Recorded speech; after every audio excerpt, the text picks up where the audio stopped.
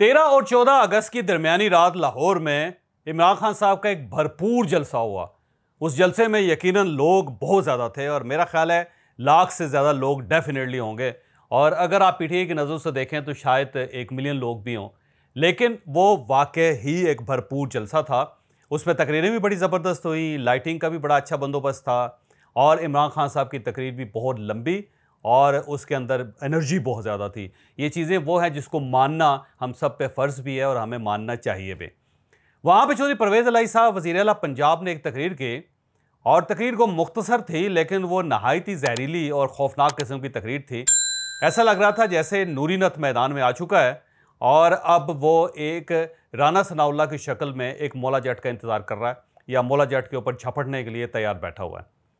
वहां पे चौधरी परवेज़ इलाही साहब ने जो कुछ कहा, आप सबसे पहले वो छोटे छोटे हिस्सों में मुलाहिजा करें। और सनाउल्लाह, और सुन लो, तू तो फांसी की निशानी है। सनाउल्लाह, तुम जेलों के पीछे जाने वाले हो और हम केस लाने वाले हैं तुम्हारे खिलाफ। इस तकरीर में दो बड़ी जबरदस्त चीजें हैं। एक तो चौधरी परवेज़ इलाही साहब ने इमरान खान साहब को अपना कायद तस्लीम किया है और वो उनका ख्याल ये है कि हमारे कायद के खिलाफ जो कुछ राना सनाउल्लाह साहब ने किया उसका हिसाब अब उन्हें देना पड़ेगा और योम हिसाब आ चुका है उसका।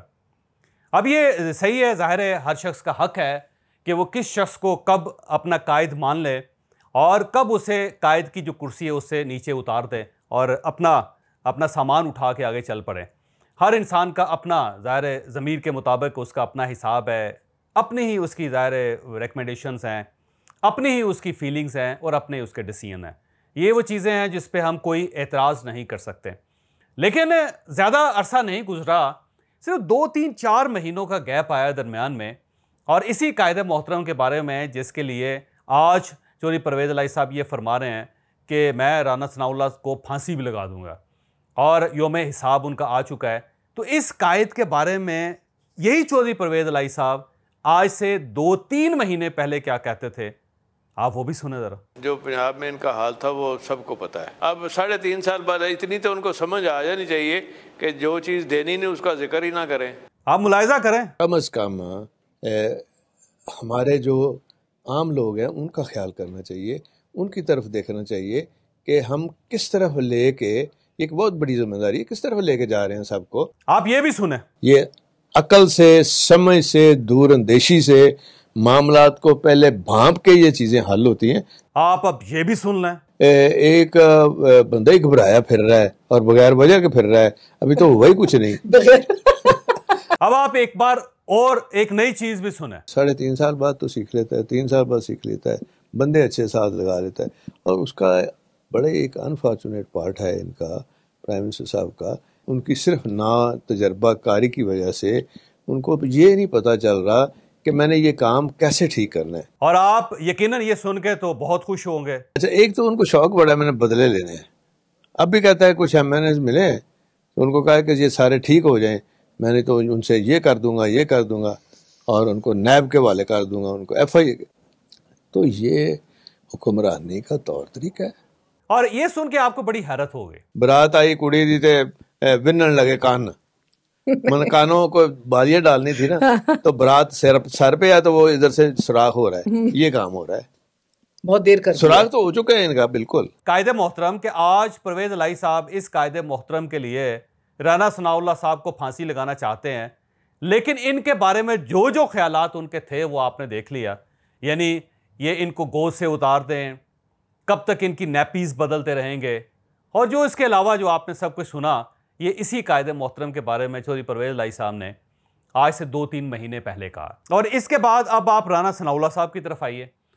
राना सनाउल्लाह साहब उस वफ्त में शामिल थे जिसने 30 मार्च को चौधरी साहबान के घर जाके चौधरी परवेज़ इलाही साहब को पाकिस्तान मुस्लिम लीग नून की तरफ से वज़ारत आला की ऑफ़र की थी। ये एक वफ्त था जो मियां नवाज शरीफ साहब की तरफ से एक ऑफ़र लेके चौधरी साहबान के घर गया था।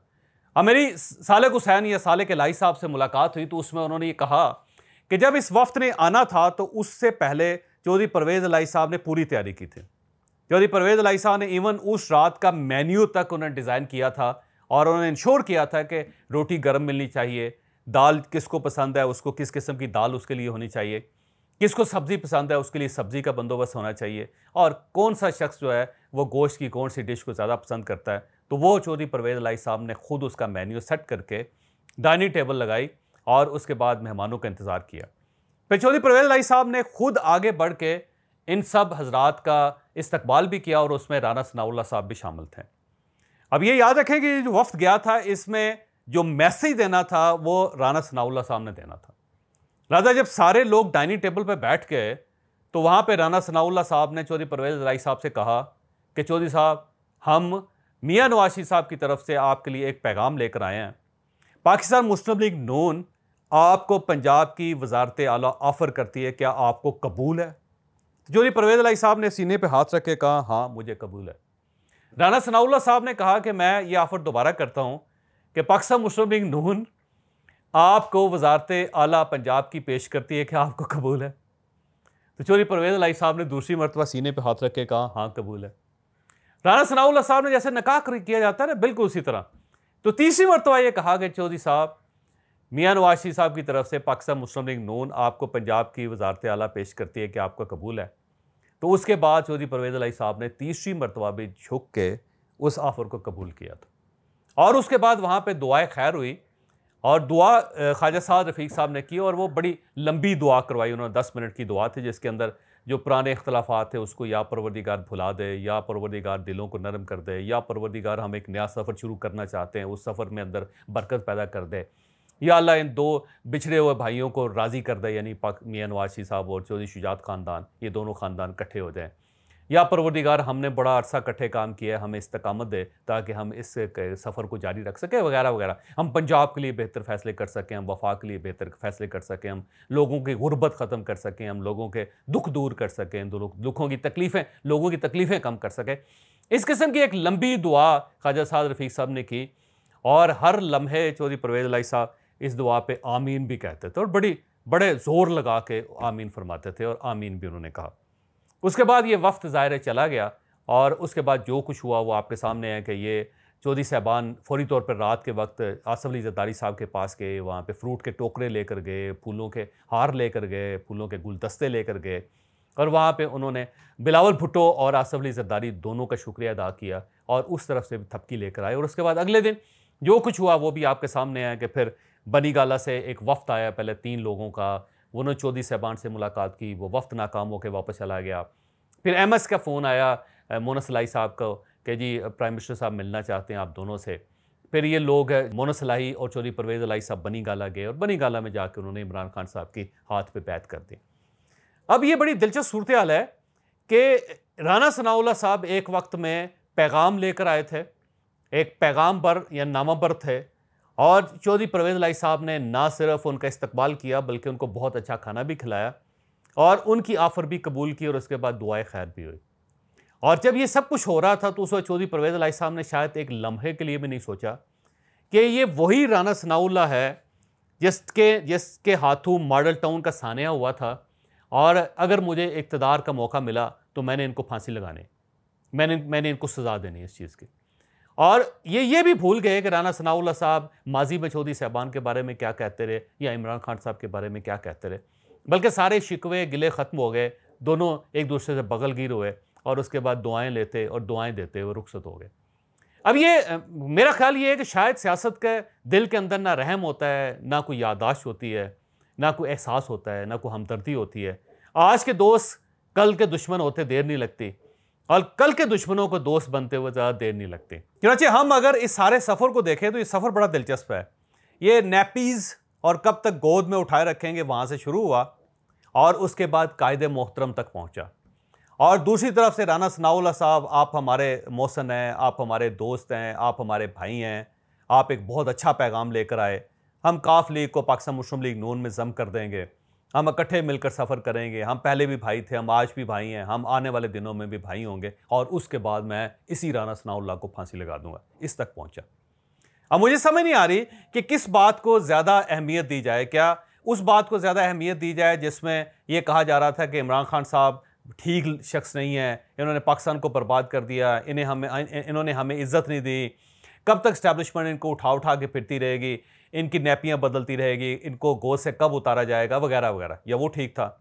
या फिर ये जो कायदे मोहतरम का अलाप है ये दुरुस्त है, जिसमें उन्होंने कहा कि मेरे कायद हैं और मेरे कायदे मोहतरम हैं और इन्होंने मेरे कायदे मोहतरम का दिल दुखाया, ये वाला चौधरी परवेज़ इलाही ठीक है।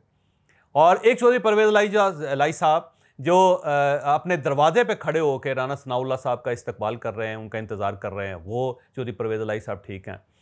और वही, या फिर वो परवेज़ इलाही साहब ठीक हैं जो हर बार ऑफ़र पे कबूल है कहते हैं, वो ठीक है। या फिर वो चौधरी परवेज़ इलाही साहब ठीक हैं जो हॉकी ग्राउंड में, नेशनल हॉकी स्टेडियम में खड़े होकर ये ऐलान कर रहे हैं कि मैं राना सनाउल्लाह को गिरफ़्तार भी करूँगा, इसे सज़ा भी दूंगा और मुझे पता है कि कानून को कैसे इस्तेमाल किया जा सकता है और मैं उस कानून के मुताबिक उसको इस्तेमाल करके राना सनाउल्लाह को इबरत की निशानी बनाऊंगा और इसे फांसी दूंगा।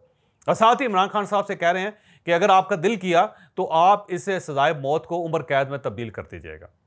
तो ये वाले चौधरी परवेज़ इलाही साहब ठीक है। तो मैं बहुत कंफ्यूज हो गया हूँ, तो मेरी बल्कि दरख्वास्त है चौधरी परवेज़ इलाही साहब से कि आप ज़रा मेहरबानी करके हमारी रहनुमाई फरमा दें कि आपको कौन सा चौधरी परवेज़ इलाही समझा जाए, पहले वाला, मिड वाला या आखिर वाला, या हो सकता है इसके बाद एक और कोई तस्वीर का रुख नया आ जाए। हो सकता है यही कायदे मोहतरम जो है वो दोबारा अपनी कुर्सी पर वापस चले जाएं और आप फिर एस्टैब्लिशमेंट से दरख्वास्त करें कि इनकी नैपियाँ बदलना बंद करें और इन्हें अब गोद से उतार दें। और हो सकता है इसी राना सनाउल्लाह साहब के साथ बैठ के फिर आप खाना तनावल फरमा रहे हों और उसके बाद आप दोनों भाई भाई हों और इस दौरान आप 25 मई को भी भूल जाएं और फिर सारे मॉडल टाउन को भी भूल जाएं। तो ये जो सियासत के दिल के अंदर जो रहम नहीं है और दिमाग के अंदर जो याददाश्त नहीं है, ये अक्सर हम जैसे लोगों को हैरान कर देती है और हम पहले से ज़्यादा कंफ्यूज हो जाते हैं कि इंसान के किस चेहरे को, किस रूप को सही समझा जाए।